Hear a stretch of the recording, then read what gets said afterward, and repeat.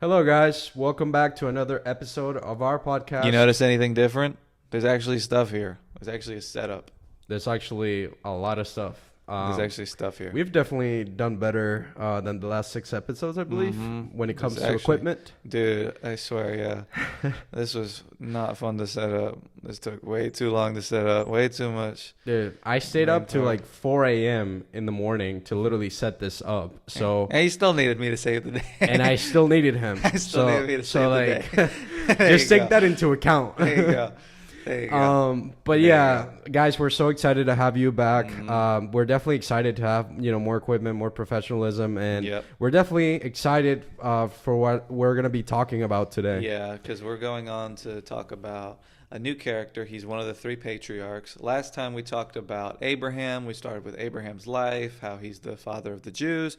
As we've been in this continuous series in Genesis, and then we enter into Isaac's life. Isaac is the 2nd patriarch of the Jews.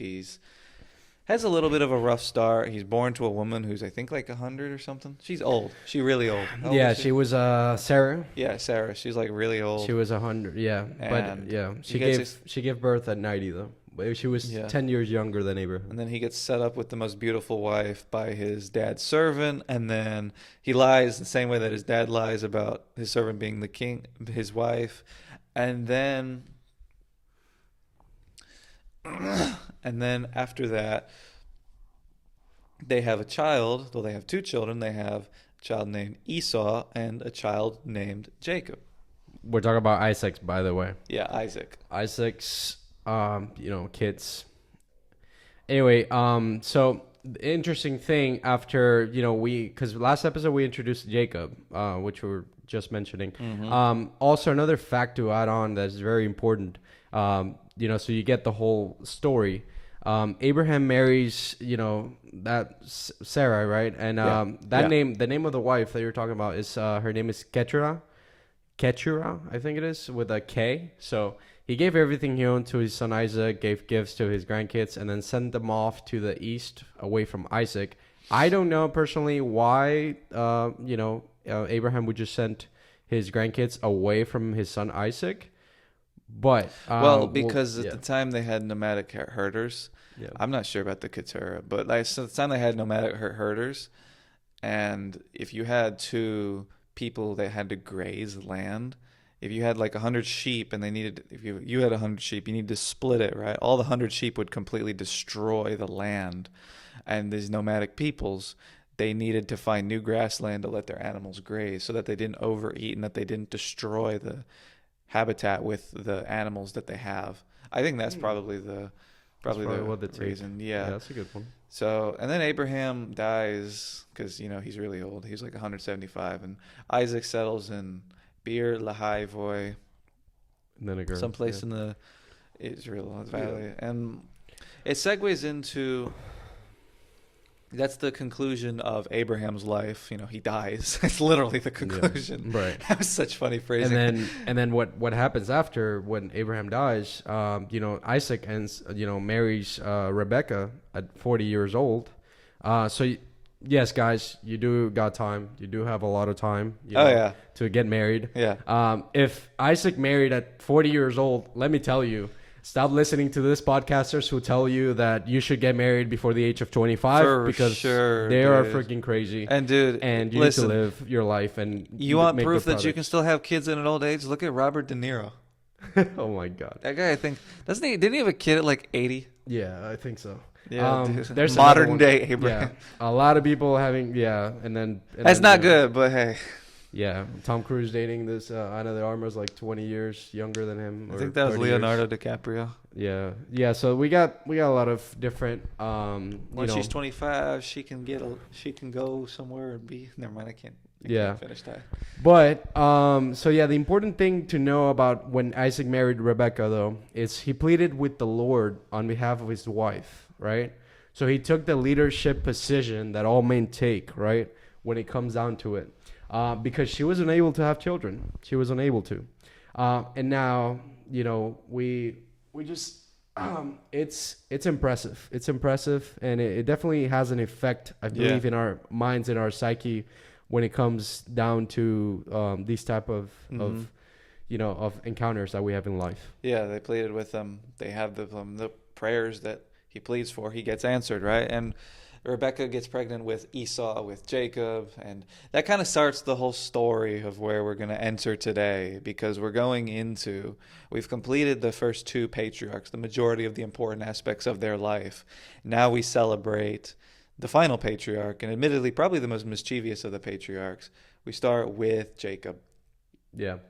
And also the important keynote to have about this is, because we see a lot of struggle, with trying to have kids in all three generations, from Abraham to Isaac to Jacob. We see that struggle constantly with the woman that God had prepared for them as wives. You wonder, why is this? Why?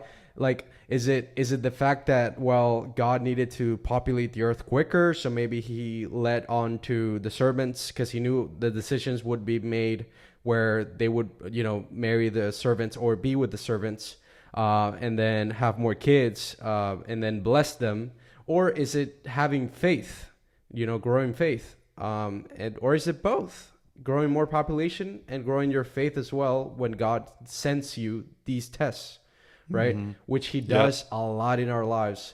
And, we're definitely sometimes surprised by the test that he gives us, but sometimes we're definitely not too surprised because we know how God acts sometimes. For sure. That conflict, even though, that conflict, you see, it's a common theme throughout the whole Bible, right? Every single family. It's funny, the very first family, the two brothers murder each other. Yeah, Cain and Abel. Hey, we can't get worse than Cain and Abel as a family, right? No matter how bad our families get, right? And even the people that we look up to, right? You see the two children struggle with each other, right? They fought each other in the womb, right? I don't know if you've ever talk to women who are pregnant, but they say they can feel every kid. Dude, that's gotta feel rough. You just have a WWE wrestling match inside of you every single day. But that's what it was growing up in there. And what's her name? Rebecca asked, "Why is this happening to me?" And the Lord said, "Then the sons in your womb will become two nations, and from the very beginning the two nations will be rivals." Do you remember what nation Esau comes to? I don't remember. Which nation? Yeah. Esau? Yeah. He goes to Canaan. I don't. No. So you know how Ishmael is the father of the Arabs. Yeah. Right. And I think, if I'm not mistaken, it might be Canaan. I'm not sure though. But there's a tribe that's always historically hated Israel that gets its descendants from Esau. In the same way that rivals. we can trace Jacob from Israel. Esau gets his from there. His nation. Yeah. Yeah, two separate nations. I don't remember what. I don't know if it's become Iraq or Iraq. Sorry. Iraq is a constant, Iran, dude. Iran and Iraq. Iran is a thousands-year-old country, has nothing to do with these people. Iraq, though, I'm talking nation as in tribes. Yeah. It's back in the day. I don't know. I have to go look into that. But yeah, we'll definitely look into that. But the important thing to know about this story, about the two nations becoming rivals, and definitely the highlight, as you can see, of the story as well is Israel, because that's where God made his covenant and made his promise to fulfill, and to make them as expanded as the stars in the sky, which he says to Abraham on the first few chapters of Genesis. Now, one nation will be stronger than the other. And this is another important fact. And the older son will serve the younger son. Yeah. Which is crazy because, anybody has siblings? Do you get in the point where you think, okay, especially if you're the oldest one, how would you feel if the youngest brother or the youngest sister were to boss you around basically, or tell you what to do? I'd tell them shut up. You know what I mean, dude? But you also got to imagine, especially when you have a guy as meek and weak as Jacob. The Bible does not describe Jacob as this Mr. Big Balls tough guy, right? Yeah. He's I think Esau is described that way, right? He's Yeah. born Yeah. super duper red, right? A lot of newborn kids, I don't know if you've ever seen them, they're so freaking red if they're flush with blood and if they're healthy and if they're strong and they're powerful, right? Hmm. Same with they have like a lot of hair. That means like, I was born with a full head of hair. I was like super. That's crazy. Dude, I was like my hair came out not as long as you, but it kind of looked like I had more hair coming out the womb than I do now. But That's crazy. when Esau is born, he's demonstrating such health and such poise, right? That like you can tell this guy's going to be a rock star. This guy's going to be a very strong guy, a very good hunter. It says later that he does become a very skilled hunter, which we'll touch on in a little bit in the future, right? But you come to the contrast with Jacob. Jacob is just this super weak guy. It's kind of interesting. It is. Yeah. It's super interesting. I mean, I think, and we do get a lot of that from like different siblings. We all don't look alike, even if we're twins, because they were twins. Yeah. Although there are twins who don't look exactly alike. We've seen that before. That's actually more common. But yeah, and It's but interesting in the same way, though. yeah, Twins, if I'm not mistaken, identical twins will still have like different bacteria in their gut.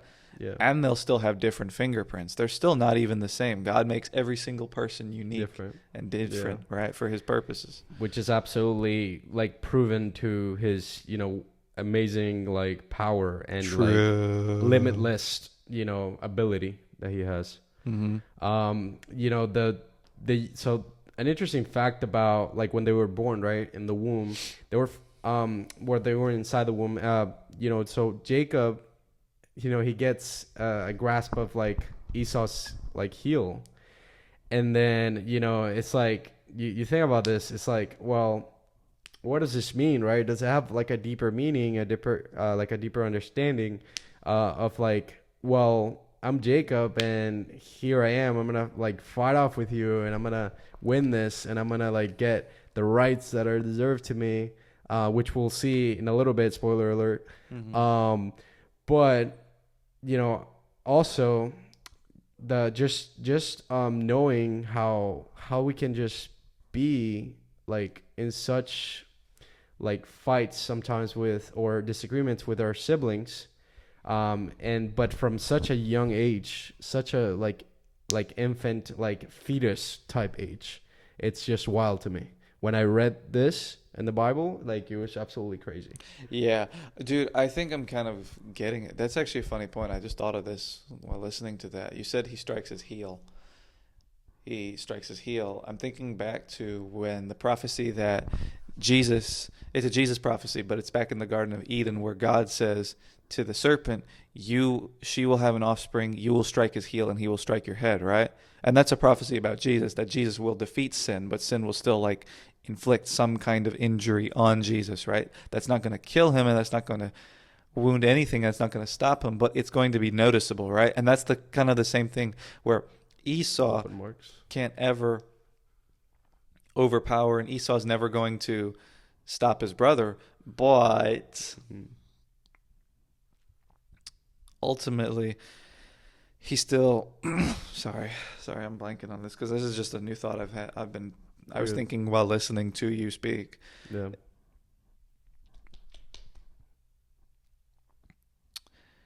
Esau is kind of like in that same vein, you know what I mean? The enemy who, no matter how hard he tries to beat Jacob and no matter how hard he tries to defeat Jacob, Jacob is the one who's chosen and anointed by God to fulfill the purpose. Yeah. And to be the third patriarch. And even if he does some little dubious things, right, which we're going to get to, right? When he does a little bit of dubious stuff and he's known as the trickster, he still finds that blessing from God, right? And you see that even in the way that they grow up, as they grow up, Esau becomes like this skilled hunter, this big, like I'm telling you, like he's this strong guy. His father actually prefers him because of the game that he can get. Yeah. And Jacob is a quiet temperament. He was kind of a mama's boy. He loved his mother loved him. And Rebecca. It created a little bit of a resentment from the two because you would never expect, the mama's boy to be the third patriarch. Patriarch implies paternal, implies man. And I don't know, at the surface, Esau was much more of a man than Jacob was. Yeah. And like the interesting thing that the Bible mentions is, at the beginning we see that, like one day when Jacob was cooking some stew, which is not usual because usually The like birthright story. yeah, the birthright. So like Esau arrived home from the wilderness exhausted and hungry. And Esau said to Jacob, "I'm starved. Give me some of that red stew," right? This is how Esau got his other name, Edom, which means red. That's the nation, the Edomites. The Edomites. That's the nation. Dude, Okay. we got it. That's the nation. We got it. So, all right, then Jacob replied to this, "But trade me your rights as the firstborn son," right? And he says, "Look, I'm dying of starvation," said Esau, right? Like in desperation. He was like, "I'm dying of starvation. What good is my dramatic? Yeah.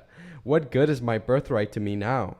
But Jacob said, "First, you must swear that your birthright is mine." So Esau swore an oath, thereby selling all his rights as the firstborn to his brother Jacob. Then Jacob gave Esau some bread and lentil stew. Esau ate the meal, then got up and left. He showed contempt for his rights as the firstborn, right? So this is definitely like the selling the birthrights, and just the summary of it. And it's like, well, Jacob was definitely very witful and like smart to use this little trick of waiting for the opportunity to come to him and then taking advantage of it, right? Which reminds me a little bit about the verse that says, be as wise as the serpents, and then Yeah. No, So I see what you're saying there. I think more so the story is kind of like Esau gives away what's eternal, which would be his birthright for something that's now, which would be a little bit of food that he's getting. Whereas Jacob is giving away the things of now for the things of the future, right? He's focusing on what's important in the future, you know what I mean? Yeah. He's not spending that money on going out. He's saving the money and he's spending it towards saving up for retirement and stuff like that, right? It's the modern day equivalent of that. Yeah. And one day, like, you have another moment where this one's a lot more dubious. This one's a little more sketch, but he gets the blessing from his father as well, right? It's kind of funny, you know what I mean? If memory serves me correct, right? He has Esau being very hairy and Jacob being not hairy at all. Isaac, their father, is blind and he's giving his blessing to Esau, right? So Jacob dresses up as Esau by putting on a bunch of fur, and so that way when his blind father feels his touch, he's like, "This is my son Esau," right? I don't know, maybe Jacob just had like the put on the deepest voice, because I would imagine Jacob has like a hi kind of voice. Yeah, like a little bit skinnier. And then he just goes like kid, more kid. Voice, yeah. And then he literally deceives his father into blessing him. Before we go there, what's up? Spoiler alert. Spoiler alert, bro. Spoiler. What's up? I just ruined the momentum, but buzzkill. Yeah, buzzkill. One thing that happens before that happens. Mm-hmm. One event that I think is worth mentioning, because we did talk about it like 2 or 3 days ago. Yeah, it's about how Isaac, Jacob's dad, deceives Abimelech when he's like, so when he goes, so like there was a crazy famine. So like you can imagine the crazy famine that they were going through there, and the Lord just said, "Do not go down to Egypt, but stay there as a foreigner in the land, and I will bless you, and I will be with you, just as I solemnly promised Abraham your father, and all I will give this land to all your descendants. Like I will cause your descendants," again he says, "to become as numerous as the stars of the sky, and I will give them all this land, and all through the descendants of the nation of the earth will be blessed." That's so funny. Yeah, dude, I get that now. That's so funny now. I see what you're saying, because he deceives them there and he lies to them there, and yet God still takes that and uses it for his good, and he uses it to demonstrate. Dude, every single one of the patriarchs lies to somebody. Yeah, every single one to deceive them to get. Yeah, and you know what? God still puts a blessing through it. Yeah, you know what I mean? It's crazy. God still works through our sin. Yeah, because he works exactly through the sin, even in his perfection. And Isaac stays in Gerar, right? So when this happens, he goes to like Abimelech basically, and then when the man asked like about his wife, he said, "She's my sister. She's not my wife. She's my sister," right? Because he was afraid to say that she was his wife because he was afraid, like Isaac was just too afraid that they will kill her. They will kill him, actually. They will kill him to get to her, right? So he just said, I'm going to stay alive. I'm going to just not have this problem. And I'm going to just let them, take my wife for now. And we'll figure this all out. Kind of reminds me of what happened with Abraham as well, because he also lied to a king back then about his wife being his sister. So he used the exact same tactic. It's like father, like son, right? So it's like for real. We see that resemblance there. And when Abimelech called for Isaac, because he calls for Isaac, he says, "She's obviously your wife. Why did you say she's my sister?" And then he answers like, "Because I was afraid someone would kill me to get her from me." Isaac replied, right? "So how could you do this to us?" Abimelech said, right? "And one of the people might have easily taken your wife and slept with her, and you would have made us guilty of great sin." So this is also another interesting fact, because most of the things that we can picture in the Old Testament is we see a lot of like great division from God and people, and we think that a lot of people are just wanting to be in great sin and wanting to live a life that it's ungodly in every single count. So we see this here, that Abimelech just says, you could have made any of us guilty of great sin. So he was concerned about the sin that could be in his life, right? Which, it's wild. Then Abimelech issued a public proclamation: "Anyone who touches this man or his wife will be put to death." So that right there sums up like just the great like story of just Isaac and Abimelech. And I think like the respect you earn after that is just crazy. After this, now, like, they just fought. They had disputes a little bit on what the lands to take, and you know how it is, like back then with the lands. You'll take this part, I'll take this. So like they divided it. They made a covenant between themselves, and just you stay on your side, I'll stay on mine. And then now we go into Jacob's blessing, which we were just speaking about. Yeah, the one where he gets stolen, Yeah. You see that covenant, you see that pattern, you see all that play out, right? You see basically every single instance. Yeah, Rebecca favoring Jacob, you know what I mean? over it Esau. Always like this world, like every time, even the model families, even the people that we're supposed to look up to, their families are dysfunctional, their lives are a mess, they have hardships and traumas and sins and issues that they bring upon themselves, right? And yet God still promises them that they're going to bless him, right? Yeah. They're funny enough. The name that Jacob gets when he wrestles with God, we talked about that, right? No, we may have mentioned it. I'll mention Israel. I'll tell the story again just to make it real quick. So basically, there's this weird looking angel dude who comes over, and Jacob identifies this as God or like an angel of God, and he wrestles with it until it blesses him, and he does not let go, and they wrestle all night, and then God blesses him. But the name that Jacob receives is Israel. Israel translates to "we who wrestle with God," or "who wrestles with God," right? And it's for them to remember that they wrestle with God, they wrestle with accepting God, they wrestle with understanding God, and they wrestle with choosing God, right? Because God will always come through. God will always bless us. God will always do that for us. And if it's up to us to truly accept that, it's up to us to truly say, you know what, God, open my eyes to your goodness and your truth, right?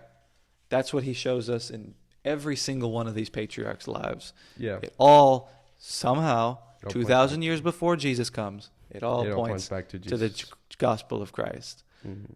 It's always a good day when you can end it on Jesus. Yeah, dude. Honestly, it's always perfect. a good day when you can end it on Jesus, man. And honestly, before we end it, though, I do want to say this. What's up? I do want to say a small thing.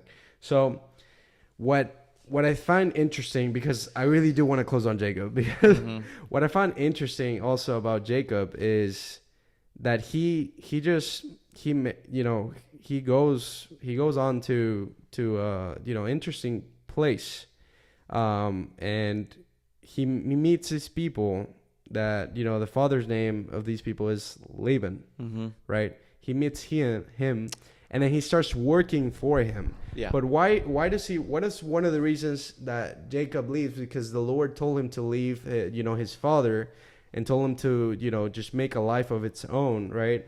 But he did not tell him that he should get, married and then go. He told him to go first, and then when he arrived to that land where Laban was in, Laban gave Jacob a job, and to serve him, to take care of his, just goats, sheep, everything that he had. Yeah. And Jacob was immensely blessed in everything he did. And the Bible says it over and over again. Jacob was blessed. Jacob was blessed, and Jacob was blessed. No matter what happened, there were trials while his life was going on there, and he still was being blessed by God continuously, like one in time and time again.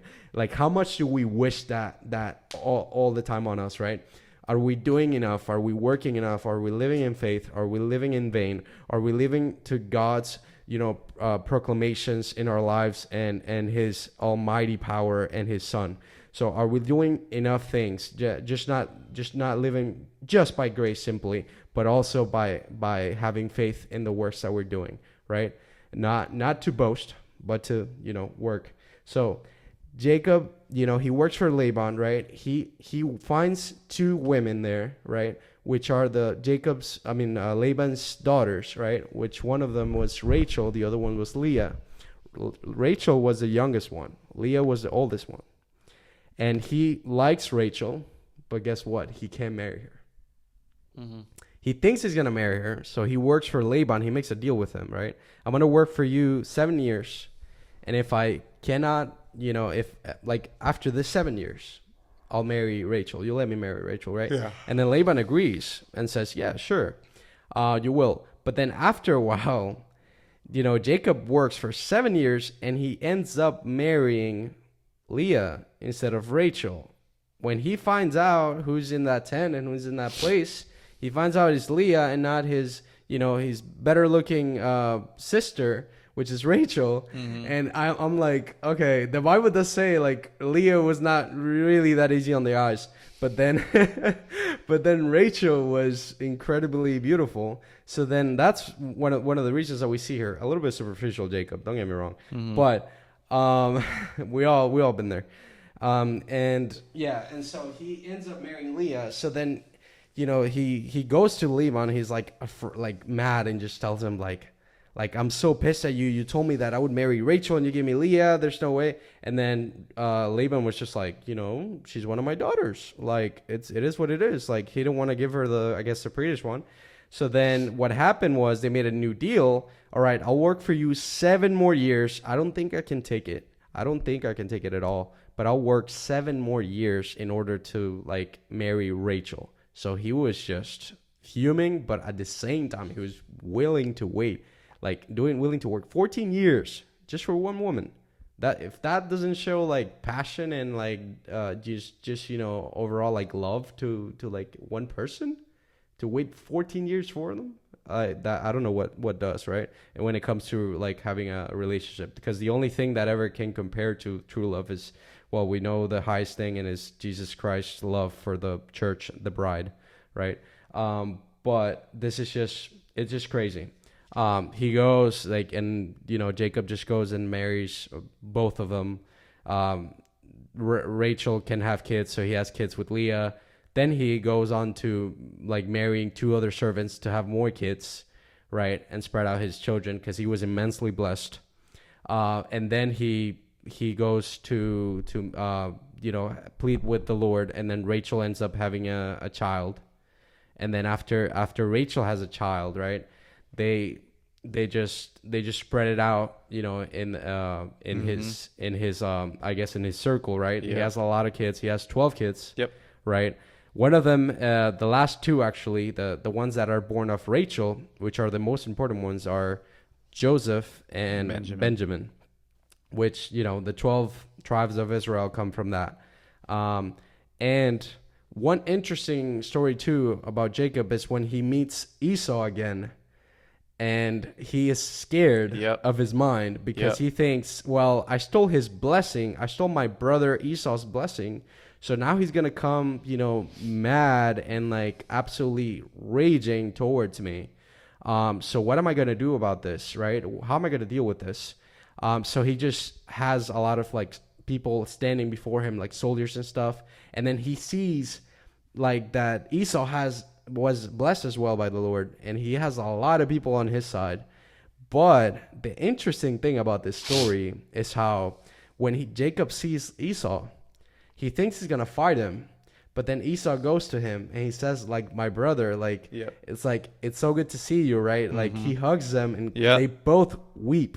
They both cry because they're so happy to see each other. After all this like trouble and brother like fights and struggles ever since the womb, where they're wrestling in the womb, like they just come to a place of peace and a place of like, God loves us like both so much, and I'll give you some of my like things and you'll give me some of your like whatever it is, like, or and just kind of shows, just the deep true love that God had for them and that they had for each other. And that is just probably the best way to end this. It's just in a place of love. And well, you know how Jacob did all that, right? Riz. Yeah, the Riz. The Riz. It was Dude, the Riz. 4 wives. That's crazy. But keep it to one. Keep it to one. Keep it to one. And I think most guys would agree with me on this, because buddy, one woman's hard enough. They're annoying enough. You'll need to take the good and the bad. Could you imagine like having 2? Jeez. And you marry their family, because guess what? You're going to have to go for Christmas, right? True. Imagine having 2 mothers-in-law. That'd be so cringe. 2 mothers-in-law? That would be awful. That would be awful. That's probably why Jacob left. For real. Like, he just went somewhere else. For real. That's why he left. This is amazing. And just stay committed, guys. Stay committed to learning more about this. If you, learning more about Christ, we all can definitely use them on a daily basis. And make sure you like, you subscribe, and you turn on the notification bell, and then get that ding, ding, ding, ding, ding. Exactly. Read your Bibles. Let us know suggestions, anything you have for us. We'll take it, and we'll take everything as just a productive criticism. So all right, it's been a pleasure. Peace out. See you guys.